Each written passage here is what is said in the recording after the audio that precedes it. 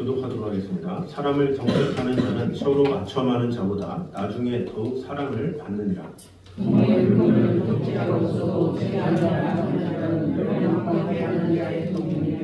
욕심이 많은 자는 다툼을 일으키나 여호와를 의지하는 자는 풍족하게 되느니라. 자기의 마음을 믿는 자를 위하는 자로 지혜롭게 하는 자를 구원으로 들창지라. 가난한 자를 구제하는 자는 궁핍하지 아니하려니와 못본체 하는 자에게는 저주가 크리라. 악인이 일어나면 사람이 숨고 그가 멸망하면 의인이 많아지느니라. 자, 오늘은 의를 추구하는 삶이라는 제목으로 은혜를 나누도록 하겠습니다. 먼저 사탄과 회초리에 대한 이야기가 나옵니다. 우리 23절 말씀을 다 같이 한번 보도록 하겠습니다. 같이 읽겠습니다. 사람을 경책하는 자는 서로 아첨하는 자보다 나중에 더욱 사랑을 받느니라. 자, 사람을 경책하는 자, 그러니까 잘못에 대해서나 어떤 일에 대해서나 확실하게 이야기해주는 자, 또 뭐 자녀를 기르는 데 있어서는 어떤 몽둥이로 다스린다거나 뭔가 이렇게 상황한 게 있으면 뭔가 체벌을 한다거나 뭔가 좀 이렇게 그런 거를 말하는 거겠죠. 그런데 차라리 그런 자가 서로 아첨하는 자보다 나중에 더욱 사랑을 받는다, 이렇게 말하는 거죠. 잘 이렇게 말하면서 좋게 이렇게 말하는 것보다 확실하게 말할 거는 말하고 할 것 하는 것이 나중에 사랑을 받는다, 사실 이 말이긴 하죠. 그 말씀은 그런데 우리는 항상 이 성경에 대해서 역사적인 그 당시의 상황과 또 지금의 상황과 이런 것을 잘 볼 필요가 있어요. 성경에서 말하기 때문에 무조건 그대로 해야 된다라기보다는 그 당시 때 문화나 어떤 그 당시 때 상황이나 그런 정황을 보면서 지금 이 순간에는 어떤 상황인지를 보면서 이렇게 하는 게 중요하겠죠. 예를 들어서 성경에는 담배 피지 말라 이런 건 없잖아요. 그 당시 때 담배가 이렇게 나눠지지 않은 상황이기 때문에 그래서 성경에 담배가 없다고 뭐 지금 그러면 뭐 담배 얘기도 없는데 이런 식으로 해석한다는 것은 말이 안 된다는 거죠. 왜냐하면 그 당시 때 상황을 그대로 무조건 옮기는 것은 안 좋다는 거죠. 고린도전서에 보면 이 여자의 수건 얻는 장면이 나와요. 그래서 지금도 카톨릭에서는 이 여성들은 이렇게 수건을 이렇게 얹어서 예배를 드리죠.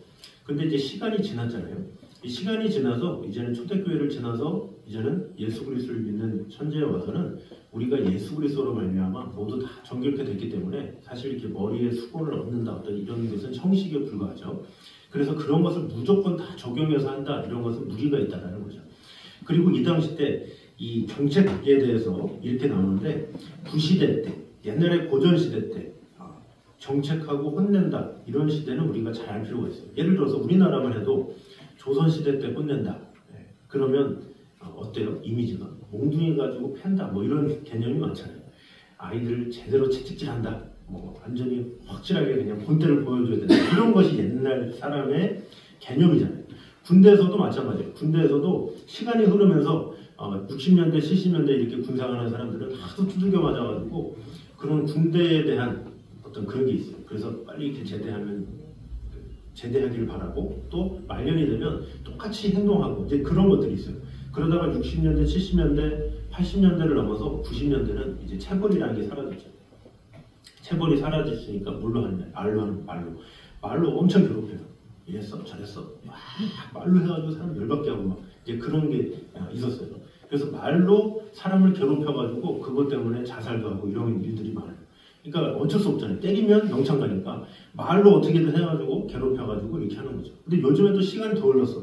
말로 어떻게 잘못했다, 말 실수 한번 제대로 하면 또 그것 때문에 잡혀갈 수가 있어요. 이게 말도 잘해야 돼. 그러니까 이게 뭐예요? 시대가 바뀜에 따라서 상황은 바뀐다라는 것을 우리는 알아야 돼요.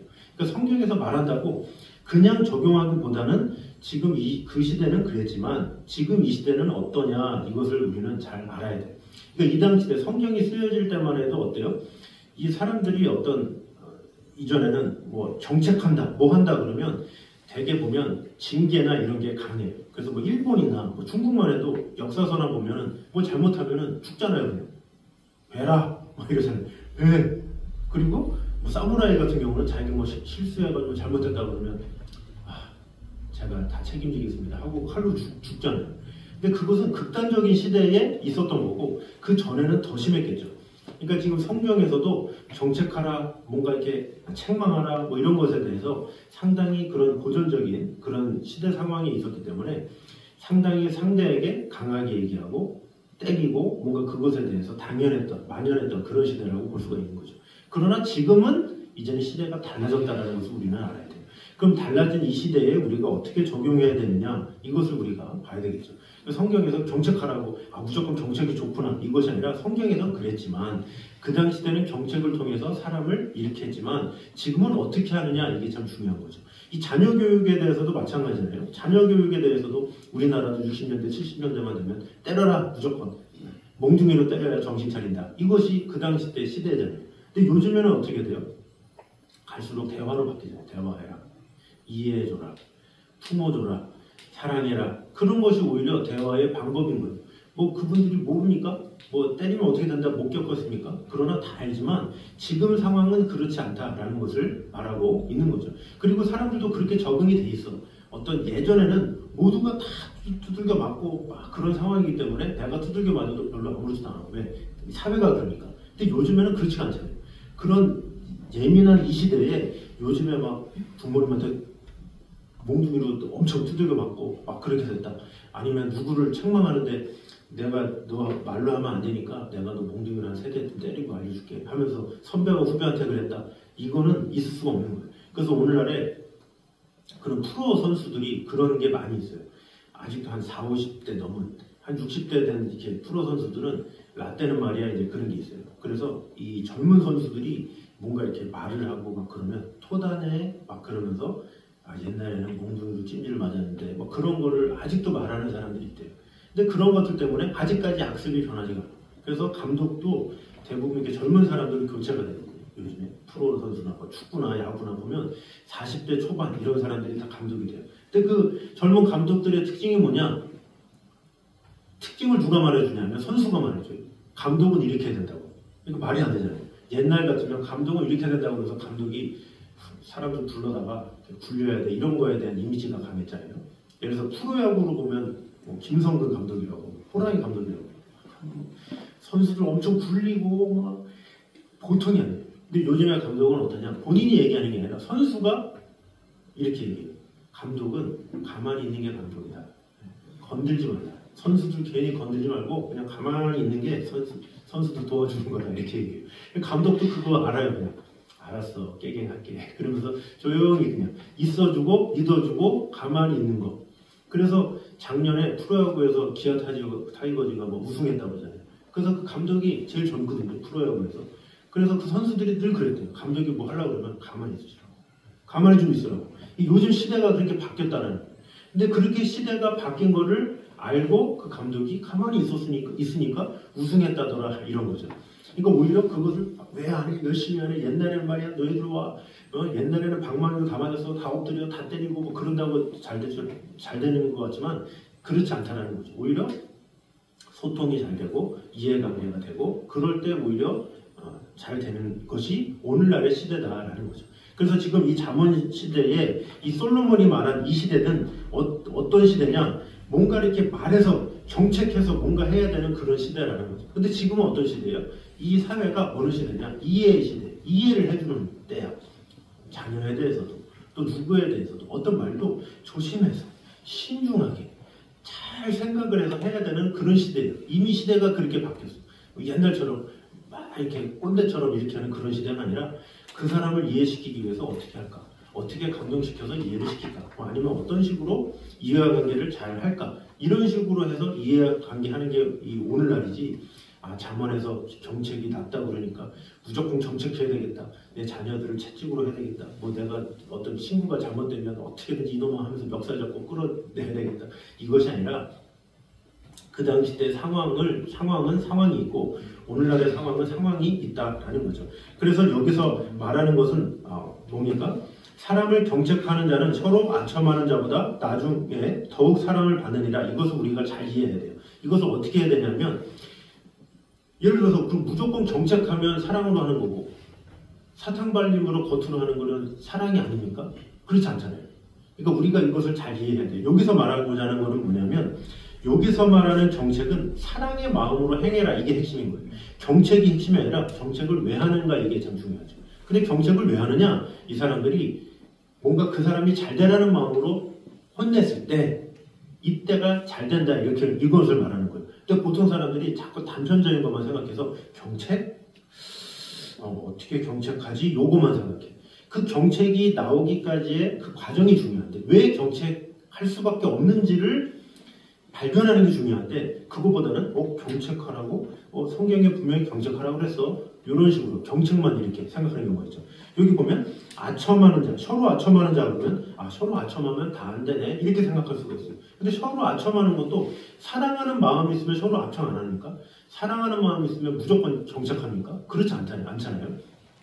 사랑하는 마음을 서로 아첨하면서 잘 굴려서 하는 사람이 더 많아요. 또 그런 사람도 있고.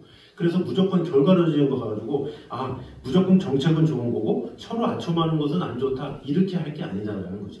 왜 이렇게 솔로몬이 썼느냐 그것을 우리가 분명히 알아야 돼요. 어떤 사람에 대해서 변화시키기 위해서는 정책하냐 아첨하느냐 이게 중요한 게 아니라 그 중심에 뭐가 중요해요? 어떤 마음으로 하느냐가 중요한 거예요.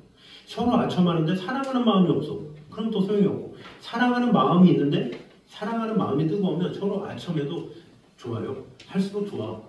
사랑하는 마음으로 이렇게 하게 되면 만약에 사랑하는 마음이 없으면 비아냥이 되잖아요. 그러나 사랑하는 마음이 되면 오히려 그를 세우는 마음이 일어나게 된다는 거죠. 오히려 우리나라는 문화적으로 이 뭔가 기쁨을 억누르는 그런 문화가 있어. 엄마 100점 맞았어요. 그러면 야 겸손해. 이놈아 100점 한 번 맞은 거 가지고 겸손해. 그런 게 우리나라 문화예요. 사실 어떻게 보면 막 즐기고 이런 문화가 아니잖아요. 그래 동네에 소문내야지 학교에 간판 걸어야지 100점이라고 이렇게 해야 되는데 되게 그런 부모가 많잖아요. 아직도 이게 시대가 흐르는데도 불구하고 오늘날의 시대는 자만하지 마라.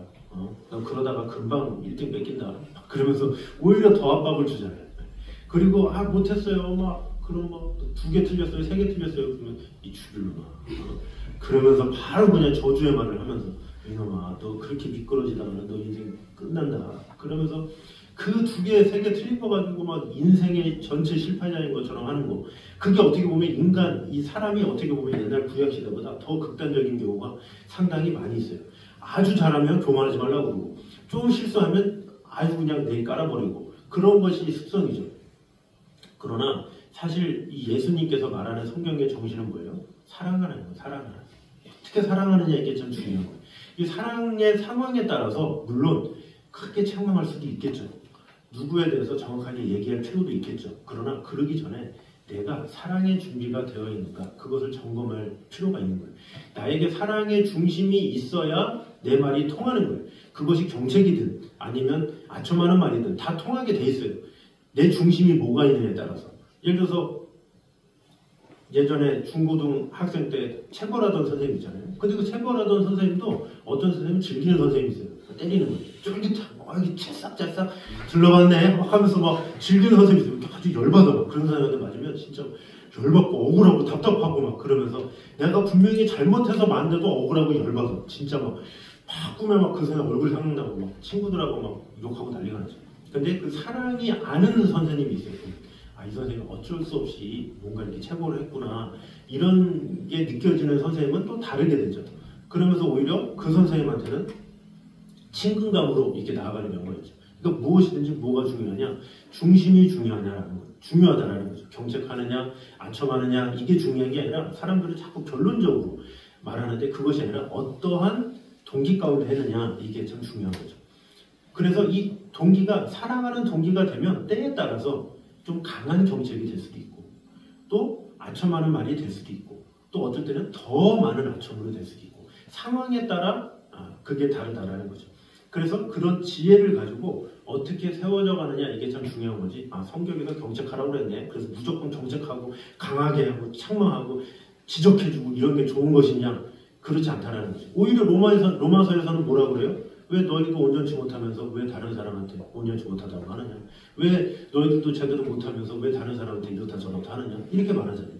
그러니까 어떻게 보면 이 지적이나 정책이나 이런 것은 상황에 따라 다른데 그 상황의 핵심이 뭐냐? 내 마음의 중심이다라는 거죠. 내 마음이 사랑의 마음으로 가득하면, 그래서 예를 들어서 내 자녀에게 책망할 것이 있다라든지 내가 누구에게 어떤 말을 해줘야 될 것이 있다 그러면 기도를 하는 거예요. 주여, 제가 지금 이런 상황이 있는데 어떻게 해줘야 되겠습니까? 저 이걸 고쳐줘야 되겠는데 어떻게 하면 좋겠습니까? 이렇게 물어보면서, 그럼 물어보면 어떻게 돼요? 사랑이 쌓여요. 내 안에 사랑이 쌓이면서 하나님의 음성을 듣게 되고 이렇게 돼요. 근데 보통 사람들은 어떻게 돼요? 당장 하면 당장 뭔가를 해야 돼요. 지금 당장 뭔가 일을 저질러야 돼. 뭐 말하더라도 지금 당장 해결해야 되고, 뭐 하면 지금 당장 해야 되고, 이러기 때문에 극단적으로 하게 되고 자꾸 나의 그게 드러나는 거죠. 근데 그러기 전에 한번 딱 추스리고 한번 참아주는 거죠. 뭐 손주가 갑자기 너무 버릇없게 뭐 한다. 뭐 그러면 기도하는 거예요. 기도하면서 어떻게 하면 지혜롭게 이렇게 할까? 그러면서 어떻게 하면 잘 기쁘게 하면서 화내지도 않으면서 이해를 시킬까? 이런 식으로 해서 잘 기도하면서 하나님 어떻게 해야 지혜롭게 할 수 있을까요? 이렇게 생각을 해야 된다는 거죠. 그래서 이 단어를 정책이라고 해서 무조건 뭔가 이렇게 육체적인 이런 걸로 생각하는 게 아니라, 정책은 약간 좀 강한 거, 좀 아첨하는 것은 조금 약한 거, 뭐 이런 식으로 생각해서 내 마음이 어느 중심으로 하는가, 이것이 중요한 것을 꼭 깨달음으로 말미암아 이 겉으로 보이는 그런 결과에 연연하지 말고 내 중심에 무엇이 있는가, 사랑의 마음이 있는가, 아니면 어떤 내 자신의 그런 억울함, 뭐 나는 어렸을 때 뭐 맞으면서 지냈는데 뭐 이런 보복심이 이런 게 있지 않는가, 다시 한번 잘 생각함으로 말미암아 우리가 항상 이 성경의 배경이나 이런 상황을 잘 돌아봐서 어떻게 하든지 주의 영혼들에게 사랑과 은혜를 베풀기에 힘쓰는 저희들 되시기를 주님의 이름으로 축원합니다. 자, 두 번째는 부모를 공경치 않는 것은 곧 하나님을 대적하는 것과 같음을 말씀하고 있습니다. 우리 24절 같이 한번 보도록 하겠습니다. 시작. 부모의 물건을 도지하고서 아멘. 자, 부모의 물건을 도적질하고서도 죄가 아니라 하는 자, 이런 사람들은 멸망받게 하는 자의 동료다. 그러니까 멸망받게 된다. 뭐 이런 거죠. 그러면 이 부모의 물건을 도적질한다. 이것은 두 가지 뜻이 있습니다. 의미가. 하나는 부모에게 재산이 있는 경우, 부모에게 재산이 있어요. 근데 부모의 재산을 허락 없이 썼을 때, 이런 것은 어떻게 보면 부모의 물건을 도적질한 거죠. 그리고 여기에는 이 부모의 의견을 짓밟고 함부로 행동한다라는 의미가 있어요. 부모의 재산이 있으면 좀 써도 돼요 하면서 달라고 하면 될 걸 가지고 훔친다. 이런 것은 부모의 의사를 무시한 거잖아요. 그래서 불효다라는 거죠. 그리고 소극적 의미로는 부모가 재산이 없어서 홀로 지낼 수밖에 없는 상황. 이때 동양하지 않고 놔두는 것. 그런 표현이라고 볼 수가 있죠. 그래서 첫 번째는 부모가 뭔가 재산이 있는데 그것을 임의대로 쓴다는 거. 그리고 두 번째는 재산이 없고 힘든 상황인데 그 부모를 자식이 돌봐야 되는 상황임에도 불구하고 신경 쓰지 않는다, 돌보지 않는다. 이것이 큰 죄악이다라는 것을 말하고 있는 것이죠. 그래서 결국 재산 유무를 떠나서 부모를 공경하지 않는 것, 이것은 심판받아 마땅하다, 이렇게 말을 하고 있는 것이죠. 그래서 이 부모를 공경하는 것은 바로 성경에서 말하는 계명이고, 그래서 부모를 거역하면 뭐라고 그래요? 돌로 치라 말을 얘기하잖아요. 그 정도로 극단적으로 말할 정도로 이 부모를 거역하고 무시하고 이런 것은 아주 나쁜 행동이다, 이렇게 이야기를 하고 있습니다. 자, 그래서 이 성경 말씀을 사실 떠나서 우리는 법을 떠나서 가정이기 때문에 그 가정은 정으로, 사랑으로 이끌 필요가 있어요. 만약에 뭐 법으로 해 이렇게 하기에는 사실 이렇게 법으로 뭔가 따지기에는 어떤 부실한 것들이 많이 있어요. 또 법으로 따지기에는 이 세상이 마냥 법 같지는 않아요. 예를 들어서 뭐 부부 같은 경우도 부부 별산제도 뭐 이런 게 있잖아요. 부부는 부부대로 자기 나름대로의 재산이 있다. 자기 나름대로의 그게 있다. 고유가 있다. 이게 뭐예요? 사실은 남남이다. 그러나 그가 부부기 때문에 서로 사랑하기 때문에 재산을 공유해라. 이런 정의 부분이 좀 있다는 거죠. 또 내가 재산이 있어요. 그럼 자녀에게 물려줘야 되는 게 법이 있습니까? 당신의 재산은 100% 자녀에게 줘야 됩니다. 안 주면 감옥 갑니다. 뭐 벌금 있습니다. 이런 거 없어요. 그런데 부모가 주죠. 왜? 사랑의 관계이기 때문에. 어떤 법적인 관계가 아니라, 법적인 관계 때문에 이런 게 아니라 그냥 사랑의 관계로서 내 자녀이기 때문에 어떻게든지 내 자녀가 잘 되게 해주려고 내가 가지고 있는 것을 다 주려고 이렇게 하는 거죠. 그래서 부모와의 관계도 마찬가지죠. 어떻게 보면 내가 그것을 끊는다고, 초도하러 안 한다고 구청에서 찾아오니까 명절에 부모님한테 안 갔다고 갑자기 저기 세무서에서 뭐 어디 남동경찰서에서 찾아오니까 왜 지금 명절인데 왜 안 갔어요? 예? 우리 경찰서로 한번 갑시다. 그러는 데 하나도 없어. 부모님을 잘 돌보지 않는다고 세상에서 막질 않아. 그건 뭐예요? 우리의 자유의지에 있는 거예요. 근데 그 자유의지를 하나님께서 뭐로 주셨어요? 사랑이라는 그것으로 주신 거예요. 그래서 부모된 자는 자녀를 잘 사랑해야 되고, 또 자녀는 부모를 잘 사랑하되 나이가 들어서도 잘 봉양해야 되는 게 바로 하나님의 말씀이고 뜻인 거예요. 그래서 우리는 우리나라의 법이니까 지키고 이런 개념이 아니다라는 거죠. 이 가정관계는 하나님께서 우리에게 맺어주신 하나님의 섭리요, 또 하나님의 인도요, 하나님께서 계획하신 가정의 공동체의 그런 구성으로 하나님께서 주셨기 때문에 우리는 극진히 사랑해야 되고 극진히 섬겨야 되고 해야 된다는 거죠. 법이기 때문에 이것이 아니라 그걸 다 떠나서 내가 내 자녀이기 때문에 마음을 다하고 부모이기 때문에 봉양을 다하고 이런 것은 당연한 문제다라는 거죠. 근데 그 당연한 거인데 그것을 부모의 물건을 도적질해 이런 것은 멸망을 받을 수밖에 없다 이렇게 말을 하고 있는 것이죠. 그래서 우리는 하나님 아버지를 섬기는 것과 같은 심정으로 부모를 잘 섬기고 돌보고 잘 할 줄 아는 것, 그것이 정말로 귀한 것임을 분명히 알아서 내게 주어진 그런 가정들에게 마음을 다하는 저희들 되시기를 주님의 이름으로 축원합니다. 자, 세 번째는 가난한 자에게 베푸는 것은 우리 인생에 축복의 씨앗을 뿌리는 것임을 말씀하고 있습니다. 우리 27절 말씀 같이 보도록 하겠습니다. 시작. 가난한 자를 구제하는 자는 궁핍하지 아니하려니와 못 본 채 하는 자에게는 저주가 크리라. 아멘. 자, 가난한 자를 구제하는 자는 궁핍하지 아니하다 이렇게 이야기를 하고 있습니다. 반대로 무슨 말합니까? 가난한 자를 돌보면 부유하고 풍족해진다 이렇게 볼 수가 있죠. 자, 그래서 이 되게 가난한 자를 구제하지 않는 자는 특별히 어떤 모습이냐? 여기 보니까 못 본 채 한 자 이렇게 나오고 하죠. 못 본 채 한 자. 보고서도 못 본 채 하는 거예요. 누가 이렇게 도와달라 좀 상황이 꼭 도와줘야 될 상황임에도 불구하고 도와줄 수 있음에도 불구하고 못 본 채 하는 거, 이런 것은 잘못된 것이다라는 거죠. 어떻게든지 그를 또 어떻게 하면 도와줘야 될 텐데, 어떻게 하면 협력해야 될 텐데, 그것이 인지상정인데 그렇지 않다는 게 문제죠. 근데 이 가난한 자를 돌보는 게 왜 중요하냐? 예수님께서 섬기려 오셨기 때문에.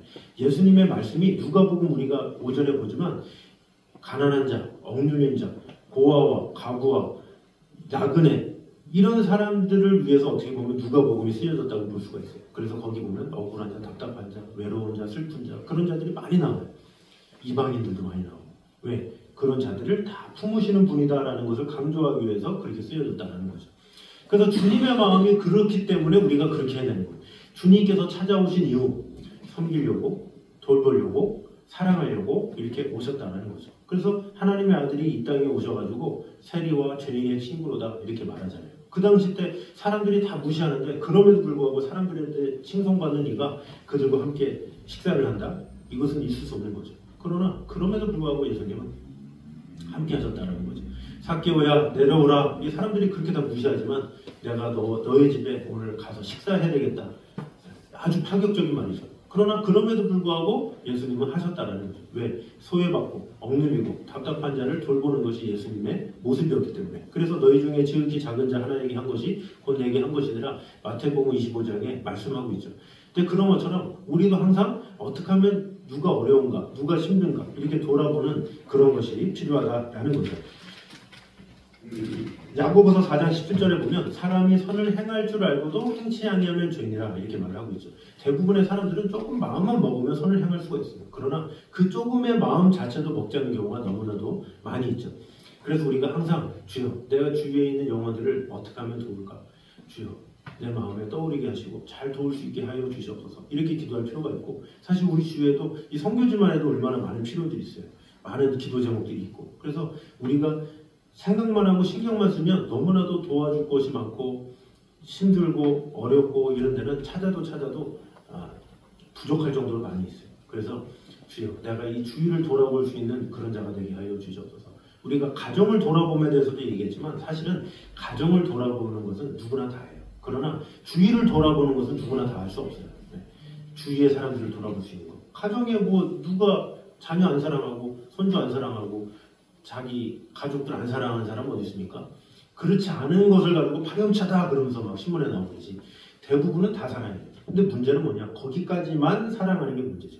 진정한 그리스도는 거기에서 더 넘어서 주위의 이웃도 돌아보는 것, 그것이 진정한 사랑이다라는 거죠. 그래서 우리의 시야를 좀 넓혀서 내 가정뿐만 아니라 내 주위의 영혼들도 잘 돌보게 됨으로 말미암아 우리의 사랑과 은혜가 자꾸 차고 넘치게 해달라고. 그래서 하나님 저의 사랑의 역량이 차고 넘치게 하여 주셔서 이 지역을 넘어서 이 나라를 넘어서 온 세계에 전파될 수 있도록 도와주시옵소서. 이렇게 기도하며 나아가는 것, 그것이 필요하죠.